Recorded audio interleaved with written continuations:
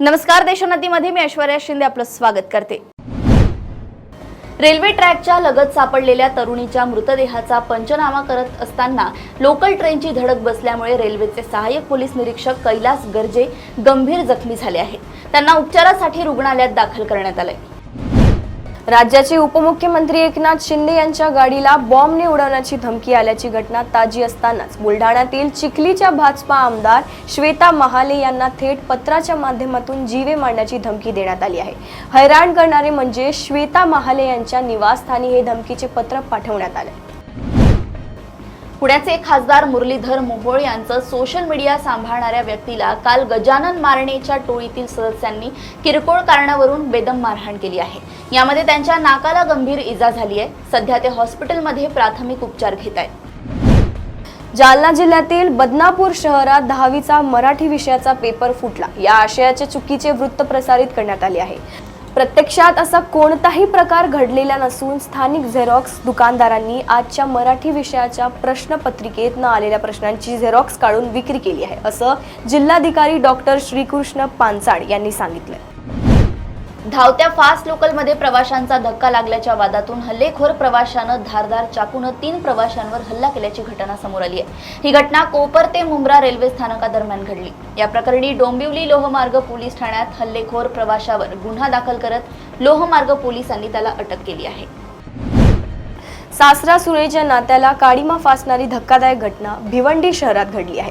20 वर्षीय पीडित सुनेला तिच्या वडिलांकडे सोडण्याच्या बहाण्यानं सासऱ्यानंही त्याच्या मित्रानं पीडितेला भिवंडीतील एका खोलीत कोंडून ठेवलं। त्यानंतर पीडितेच्या आई वडिलांसह भावाला ठार मारण्याची धमकी देत बलात्कार केल्याची धक्कादायक घटना समोर आली आहे।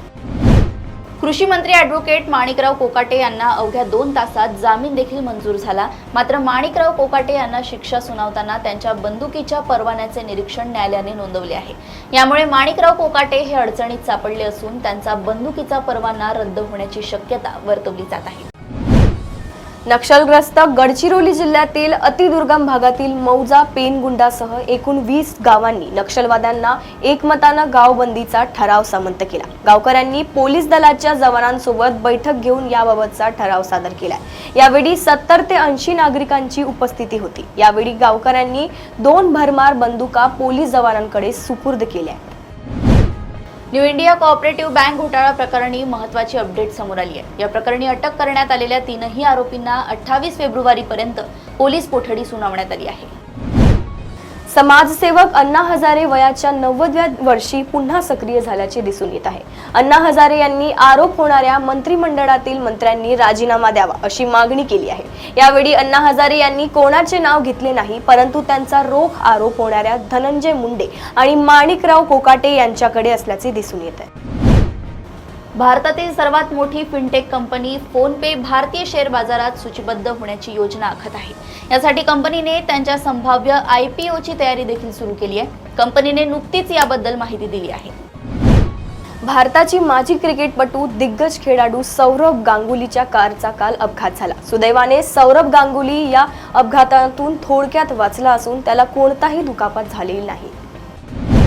तेलंगणातील कमारेड्डी जिल्ह्यात गुरुवारी सकाळी शाळेत जात असताना 10वीत शिकणाऱ्या विद्यार्थिनीचा हृदयविकाराच्या झटक्याने मृत्यू झाला।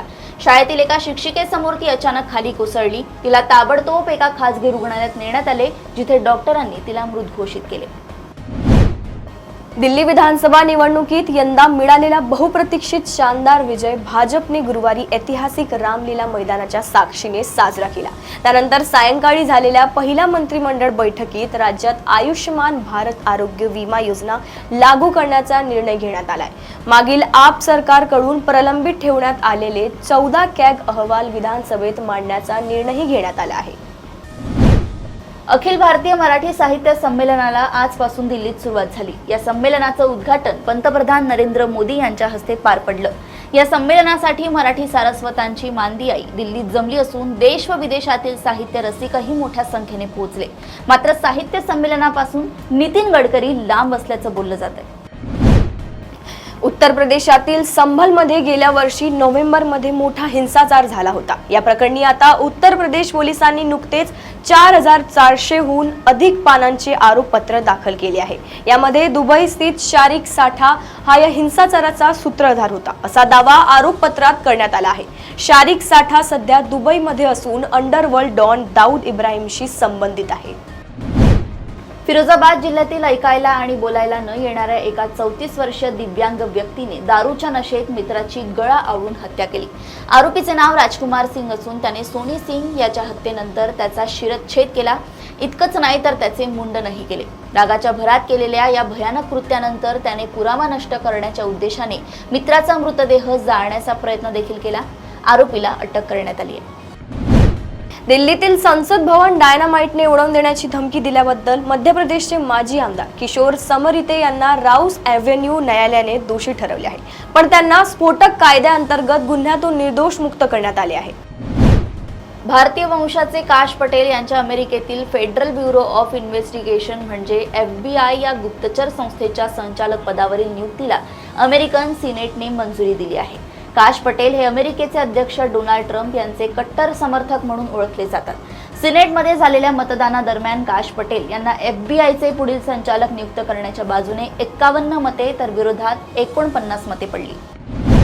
दिल्लीतील कुख्यात गँगस्टर हाशिम बाबा याची पत्नी आणि लेडी डॉन जोया खान हिला अखेर पोलिसांनी अटक केली आहे। अनेक वर्षापासून गुन्हेगारी जगतात असूनही कायद्याच्या कचाट्यात न सापडलेल्या दिल्लीच्या या लेडी डॉनला 270 ग्रॅम हेरोईन बाळगल्या प्रकरणी अटक करण्यात आली आहे। या कोकीनचे आंतरराष्ट्रीय बाजारात अंदाजे 1 कोटी रुपये इतकी किंमत आहे। अमेरिकेनं भारतातील लोकशाही व्यवस्था व निवडणूक प्रक्रियेसाठी तब्बल $2.1 कोटी दिले होते, असा दावा डोनाल्ड ट्रम्प यांनी केला होता। शिवाय बायडेन सरकारला यातून कदाचित भारतात दुसऱ्या कोणाला तरी निवडून आणायचं असावं असं विधानही ट्रम्प यांनी केलं। या पार्श्वभूमीवर आता हा दावा फोल असल्याचं स्पष्ट झालंय। जिवंत किंवा मेलेले डास आणा आणि पैसे घेऊन जा, ही अजब बातमी फिलिपिन्सच्या राजधानी मनिला येथे एका गावातील आहे। ग्रामस्थ डास देऊन पैसे घेत आहेत, त्यासाठी ग्रामस्थांनी रांगा लावल्या आहेत। दर 5 डासांमागे, मग ते डास मेलेले असोत वा जिवंत, त्यासाठी 1 फिलिपिन पैसो म्हणजे ₹1.5 मिळत आहे। इस्रायल बॉम्बस्फोटाने हादरला आहे। तेल अवीव शहरात उभ्या असलेल्या 3 बसेसमध्ये एका पाठोपाठ एक बॉम्बस्फोट झाले। हा दहशतवादी हल्ला असल्याचा अधिकाऱ्यांना संशय आहे। या बॉम्बस्फोटात कोणी मृत किंवा जखमी झालं नाही। युद्धविराम करारांतर्गत हमासने काल इस्रायलला 4 मृतदेह परत केले। इस्रायल त्या दुःखात असतानाच हे बॉम्बस्फोट झाले आहे। राज्य सामायिक प्रवेश परीक्षा कक्षामार्फत घेण्यात येणाऱ्या विविध पदवी व पदव्युत्तर अभ्यासक्रमाच्या प्रवेशासाठी 21 फेब्रुवारी अखेर 12,42,950 विद्यार्थ्यांनी आपले परीक्षा अर्ज निश्चित केले आहे। 13,03,140 विद्यार्थ्यांनी या परीक्षांसाठी नोंदणी केली असून 2,60,190 विद्यार्थी शुल्क भरून अर्ज निश्चित करण्याच्या प्रक्रियेत आहेत। शिक्षण क्षेत्रातील केंद्र सरकारच्या महत्त्वाकांक्षी अशा नव्या राष्ट्रीय शैक्षणिक धोरणात विद्यार्थ्यांच्या सर्वांगीण विकासाला महत्त्व दिले जात असताना कला, क्रीडा आणि कॉम्प्युटर या 3 विषयांचे शिक्षक मात्र कंत्राटी तत्वावरच नेमण्यावर राज्य सरकारने भर दिलाय। राज्यातील 499 आश्रमशाळांमध्ये गेल्या बरेच काळापासून रिक्त असलेली कला, क्रीडा आणि कॉम्प्युटर या विषयांच्या शिक्षकांची पदे बाह्य स्त्रोत प्रक्रियेने कंत्राटी तत्वावर भरण्यासाठी आता निविदा प्रक्रिया राबवली जाणार आहे। भारतीय लोकसेवा आयोगाच्या नागरी सेवा पूर्व परीक्षेसाठी अर्ज करण्याचा शुक्रवारी 21 फेब्रुवारी रोजी शेवटचा दिवस आहे। 18 फेब्रुवारी 2025 ला मुदतवाढ देत 21 फेब्रुवारी पर्यंत अर्ज करण्यासाठी मुभा दिली होती। UPSCने आतापर्यंत 2दा अर्ज करण्यास मुदतवाढ दिली आहे। यापूर्वी 11 फेब्रुवारी रोजी मुदतवाढ दिली होती, पण UPSCच्या अर्ज भरण्याच्या किचकट पद्धतीमुळे बऱ्याच विद्यार्थ्यांना अर्ज भरता आला नव्हता। त्यामुळे 18 फेब्रुवारीला पुन्हा अर्ज करण्यास मुदतवाढ देत 21 फेब्रुवारी पर्यंत अर्ज करण्यासाठी विंडो खुली केली आहे। रणजी ट्रॉफी एलिट 2024-25 चा दुसरा उपांत्य सामना विदर्भ आणि मुंबई क्रिकेट संघात नागपूरमधील विदर्भ क्रिकेट असोसिएशन स्टेडियमवर खेळवला जातोय। या सामन्याचा आज 5वा दिवस आहे। या सामन्यात विदर्भानं 80 धावांनी विजय मिळवलाय, तर आता रणजीचा अंतिम सामना 26 फेब्रुवारी रोजी विदर्भ आणि केरळ यांच्यात खेळवला जाईल। चॅम्पियन्स ट्रॉफीला सुरुवात झाली आहे, पण या स्पर्धेतील सर्वात मोठा सामना 23 फेब्रुवारी रोजी खेळला जाणार आहे. जरी या सामन्याची सर्व तिकीट क्षणार्धात विकली गेली असली तरी वृत्तानुसार या सामन्याच्या तिकिटांचा काळा बाजार केला जात आहे. एका मीडिया रिपोर्ट्सनुसार भारत पाकिस्तान सामन्याची तिकीट तब्बल 4 ते 5 लाख रुपयांना विकली जात आहे. पूर्वी सुपरस्टार्स त्यांच्या मुलांना मोठ्या पडद्यावर आणायचे तेव्हा भव्य दिव्य सोहळेच व्हायचे. आता मात्र असं चित्र फारसं दिसून येत नाही. आता स्टार किड्सच्या येण्याचं प्रमाण वाढलं असलं तरी त्यांच्या पदार्पणाची पद्धत बदलली आहे. हल्ली सुपरस्टार्सच्या बॉलिवूडमधलं मुलांचं पहिलं पाऊल सिनेगृहांऐवजी आधी OTT कडे वळताना दिसतंय. तमिळ चित्रपट निर्माते दिग्दर्शक एस शंकर सध्या कायदेशीर कचाट्यात सापडले आहेत.